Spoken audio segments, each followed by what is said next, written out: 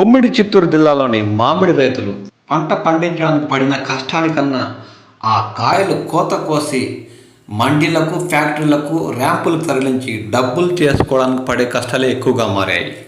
గత కొద్ది రోజులుగా ఫ్యాక్టరీలు ర్యాంపుల వద్ద టోకన్ల కోసం పడిగాపులు కాస్తున్న మామిడి రైతులకు ఇంకా నిరాశే మిగులుతుంది.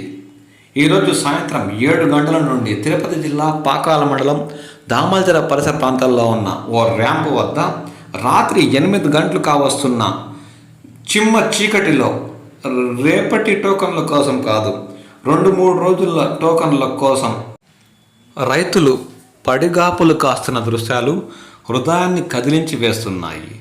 ఎంతో కష్టపడి పంటలు పండిస్తే అవి చేతికొచ్చే సమయంలో గిట్టుబాటు ధర లేక తీవ్ర మనోవేదనకు గురవుతూ ఆ కాయలు చెట్లల్లోనే వదిలేక కోసి మార్కెట్కి తరిస్తే గిట్టుబాటు ధర లేక తీవ్ర నరకయాతన అనుభవిస్తున్నారు రైతులు. వీరు పడుతున్న కష్టాలు చూస్తే ఎటువంటి కటిక రాయికైనా మనసు కదలాల్సిందే. టోకన్లు తీసుకున్న తర్వాత కూడా కాయలను కోత కోసి ర్యాంపులకు ఫ్యాక్టరీలకు తరలిస్తే ఎప్పుడు ఇంటికి వెళ్తారో, ఎప్పుడు అన్లోడింగ్ అవుతుందో తెలియని పరిస్థితిలో రైతులు ఉన్నారు.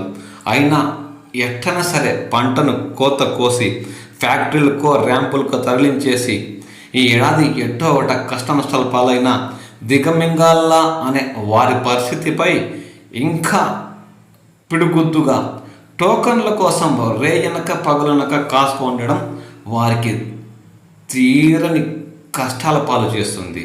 ఇప్పటికైనా సంబంధిత శాఖ అధికారులు స్పందించి వీరికి టోకన్లు అందేలా చూడాలని వారు కోరుతున్నారు.